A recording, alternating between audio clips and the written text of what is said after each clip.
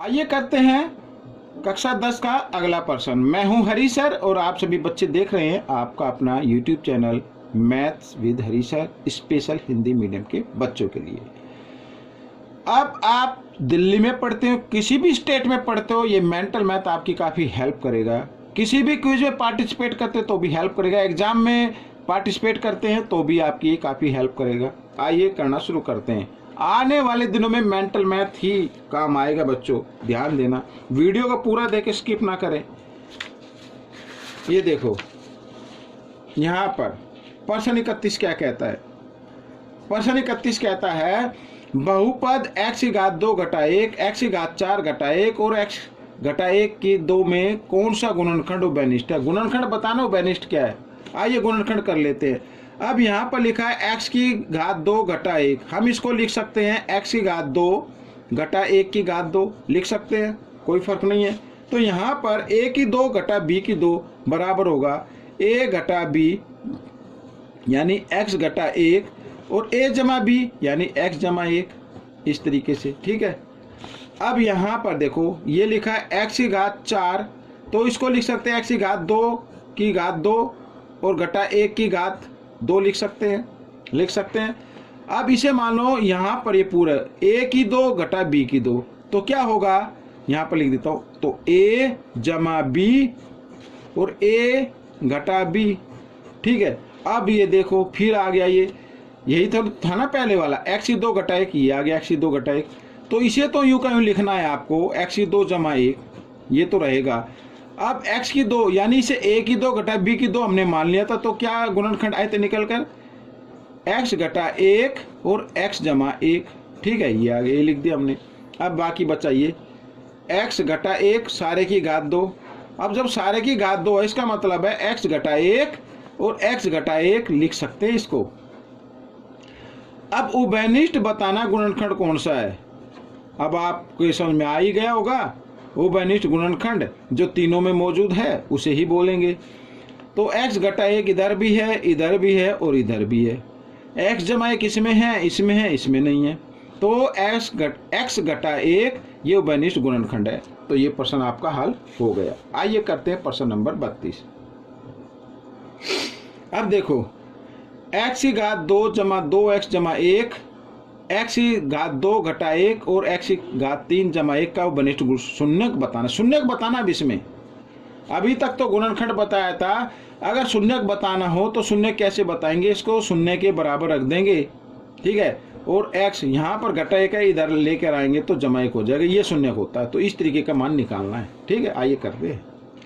अब फिर वही करना है क्योंकि ये बहुपद है, द्विघात बहुपद है, तो क्या करना है, पहले और आखिरी को गुणा करना है।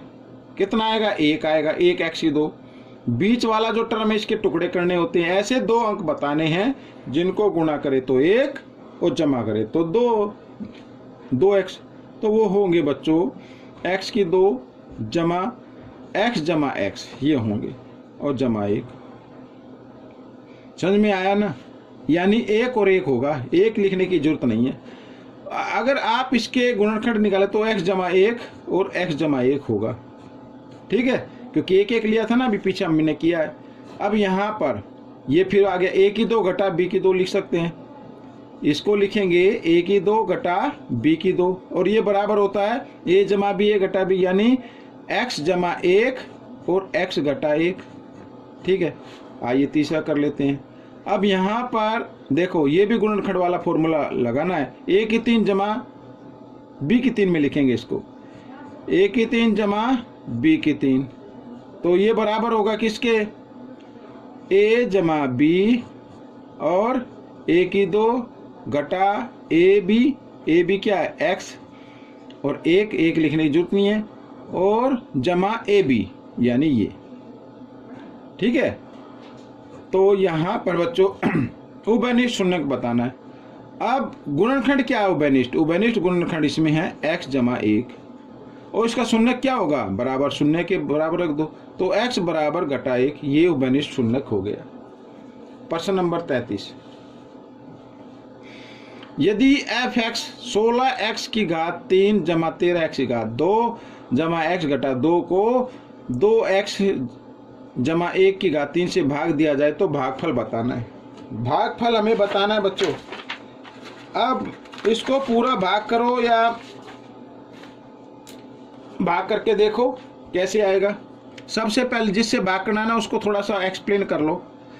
यहाँ पर 2x जमा 1 की घात 3 यानी a जमा b की 3 है, तो क्या होता है a की 3, तो यहाँ पर ये मैंने लिख दिया, जमा b की 3 ये भी लिख दिया, जमा 3 a की 2 ये मैंने a की 2 और b ये b लिख दिया, जमा 3 a और b ये मैंने लिख दिया। यही तो होता है बराबर।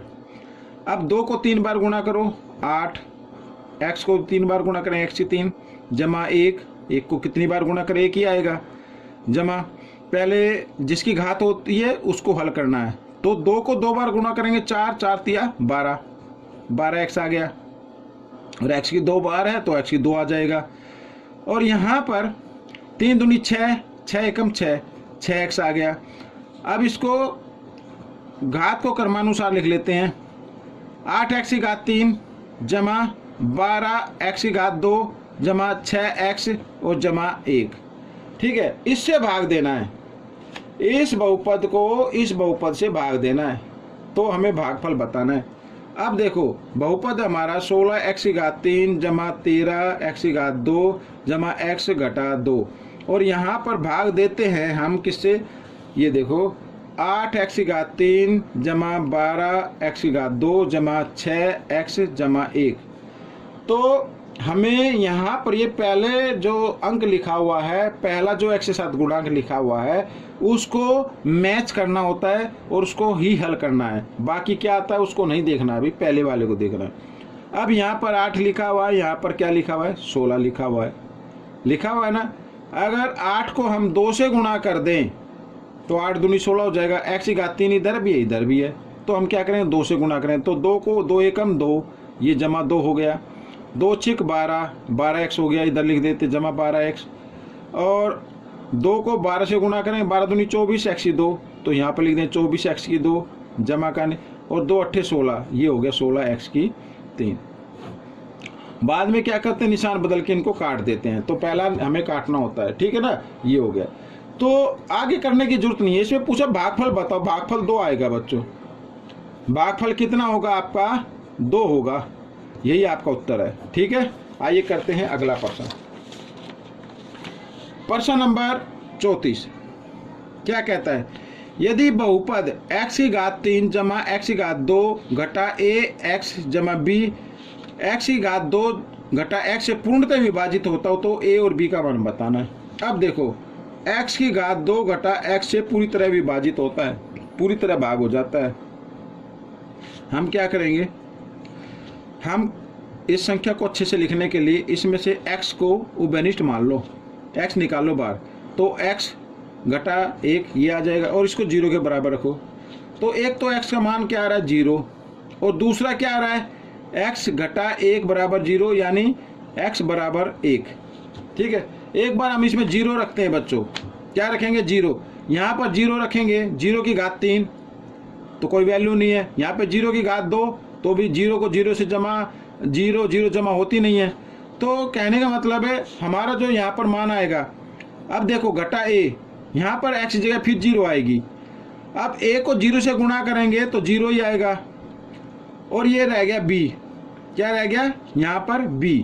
अब मैं आपको बताता हूँ, देखो आप चाहे तो रख के भी देख सकते हैं, यहाँ पर 0 की घात 3 जमा 0 की घात 2 घटा a, और x की जगह क्या रखना है 0, यहाँ पर 0 और जमा b बराबर 0, इस तरीके से। ठीक है, अब ये a को 0 से गुणा करें तो 0, ये भी 0, ये भी 0, 0 ना तो जमा होते ना घटा होते, ये तो कट गया, तो यहाँ पर b बराबर क्या आ रहा है 0 आ रहा है बच्चों, क्या आ रहा है 0। अब हमें क्या करना है, हमें a का मान भी निकालना है, a का मान भी निकालना है। तो अब क्या करेंगे, अब हम x बराबर 1 रखेंगे, जहाँ पे x लिखा ना वहाँ पे क्या रखना 1 रखना है। तो यहाँ पर 1 की घात 3 जमा 1 की घात 2, जहाँ पे जैसे जैसे लिखा हुआ ना वहाँ पे रखते जाए, घटा a और x की जगह 1 जमा b बराबर इसको 0 रख दो। ठीक है, 1 को 3 बार गुणा करें 1 ही आएगा, 1 को 2 बार गुणा करें फिर भी 1 आएगा, और ए से 1 को गुणा करें तो घटा ए आएगा, और बी तो हमारा बी की जगह बी का मान रख दो 0 बराबर 0, 0 को हटा दो। अब घटा ए, और यहाँ पर 1 और 1 कितना हो गया 2, और जब 2 को हम बराबर के निशान से इधर लेके आएंगे तो ये घटा 2 हो जाएगा, घटा से घटा का निशान कट गया तो ए बराबर आ गया 2, यानी ए का मान तो आया 2 और बी का मान आया 0। ये आपका उत्तर आ गया। आइए करते हैं आखिरी प्रश्न। x के किस मान के लिए बहुपद ये दिया हुआ है और ये का मान 0 होगा, कि ठीक है क्या मान होगा 0 होगा, यानी एक उभयनिष्ठ गुणनखंड बताना है। क्या बताना है? उभयनिष्ठ गुणनखंड बताना है। अब देखो बच्चों यहाँ पर हमारे पास ये बहुपद दिया हुआ है, हम क्या कर लेते 2 से इसको काट देते, 2 एकम 2, 2 चौक 8, 2 चौक 8, तो ये आ गया x की 2 जमा 4 x और जमा 4। ठीक है, अब इसके बताइए उभयनिष्ठ गुणनखंड क्या होंगे। गुणा करें तो 4, जमा करें तो 4, वो होंगे 2 और 2 होंगे, यानी हम लिख सकते हैं x जमा 2 और x जमा 2। अब आपको थोड़ा छोटे तरीके से करना है। एक तो ये हो गया, ये देख है हमारा समीकरण x की घात 2 घटा 3x घटा 10। ठीक है, अब यहाँ पर घटा और ये जमा गुणा कर रहे हैं, क्या आ रहा है घटा 10, गुणा करें तो 10 और आपस में घटाए तो 3, वो होंगे क्या होंगे 5, और यहाँ पर मैं लिख देता हूँ 5 और 2, तो x की 2 घटा 5x। ठीक है, यानी मैं इसको पूरा नहीं लिखता हूँ, यानी क्या होगा एक बड़े पर रखना घटा का निशान, यानी घटा 5 और क्या होगा 2, यही तो होगा, छोटे पर जमा कर रखना है। तो यानी x घटा 5 एक तो ये आ गया और एक आ गया x जमा 2। अब बताना है उभयनिष्ठ गुणनखंड बताओ क्या है। उभयनिष्ठ गुणनखंड x जमा 2 है बच्चों, तो x जमा 2 ये उभयनिष्ठ गुणनखंड हो गया।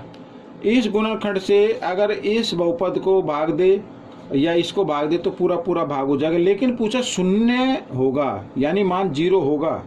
ठीक है ना, बहुपद किस मान x का मान बताना है, तो x इसका x का मान निकाल लेते हैं, x जमा 2 बराबर 0, तो x बराबर घटा 2, ये x का मान आ गया।